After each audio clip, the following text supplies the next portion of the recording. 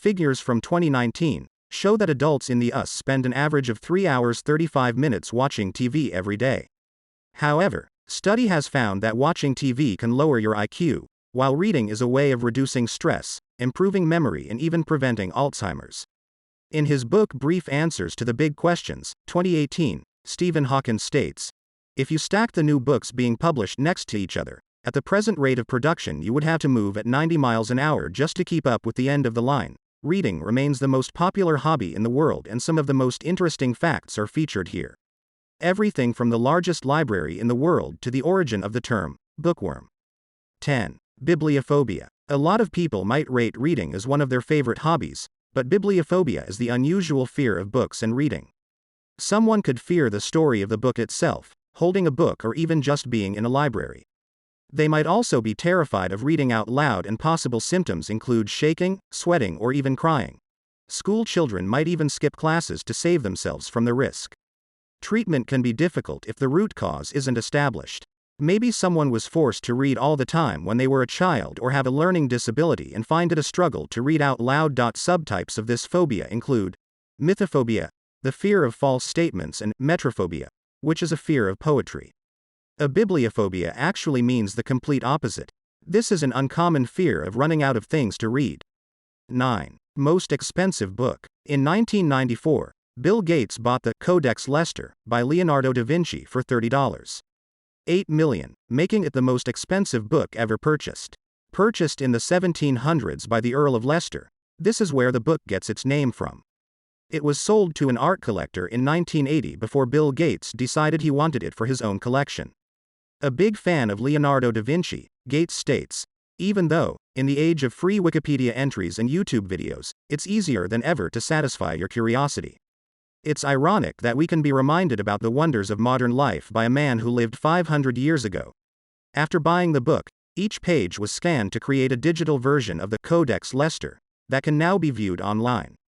Wanting to display the book for everyone to see, Codex wallpapers and screensavers were even made part of Windows 98 and Windows Me.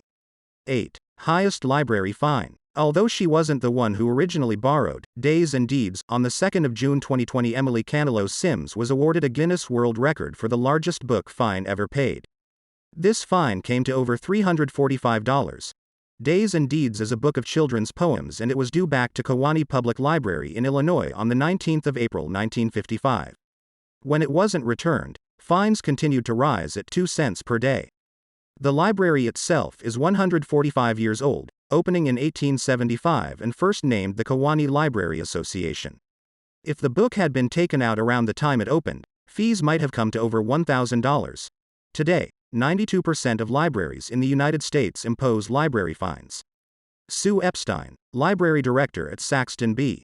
Little Free Library in Columbia, Connecticut, states, "Fines are a tangible reminder of the patron's responsibility, the library's importance, and the consideration of others." 7. Bibliosmia. Bibliosmia is a real term that refers to the effect that the smell of a book has on the nostrils. Some people feel this is a crucial part of the reading experience and something e-books just can't supply. Author Ray Bradbury is certain that there is no future for e-books because they are not books. E-books smell like burned fuel. His book, Fahrenheit 451 Feet, takes place in a dystopian society where the burning of books is seen as a way to regulate dangerous, revolutionary, or unhappy ideas. The common smell we associate with books is caused by the chemical breakdown of compounds in the paper.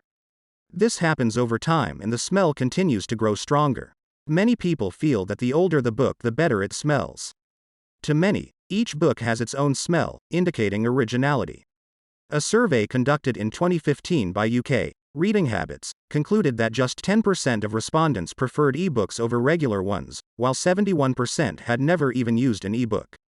6. Book balancing record. Another extraordinary Guinness World Record is for the most people to balance books on their heads in a single location. In 2012, Ashley James was the 11-year-old who came up with the idea, and she said her aim was to improve literacy levels of Indigenous children in Australia and to do something practical in providing books to communities who need them. Hopefully, the event was fun and inspired students for Future's charitable aims. 998 female students and teachers from Monty San Angelo Mercy College in North Sydney decided to stop reading their books for the day and balance them on their heads instead. After walking along for 5 meters, this broke the previous record of 939, set in the Philippines in 2008.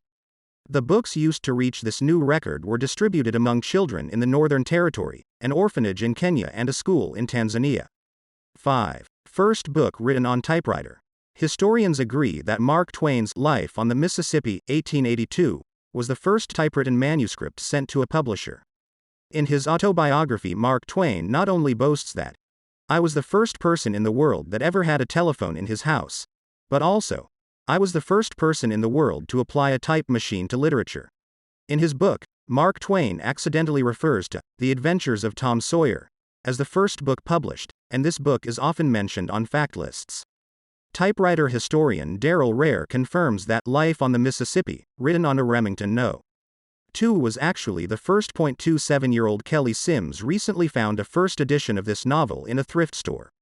Buying it for $5, it was found out to be worth over $3,000. She still makes it clear that she wouldn't sell the book at any price. The value of the book is an interesting debate but is non-consequential in the end. It's priceless to me for its age and my joy upon discovering it. 4. Largest library in the world. Located in Washington, D.C., the Library of Congress is the largest library in the world. It was founded in 1800 after the new national government was moved from Philadelphia to Washington. An act of Congress permitted by President John Adams provided $5,000 to pay for books for the use of Congress. However, in 1814 the Capitol building was burnt down. This building housed the library and its core collection of 3,000 volumes was destroyed. In 1815, Congress granted the purchase of Thomas Jefferson's personal library, holding 6,487 books.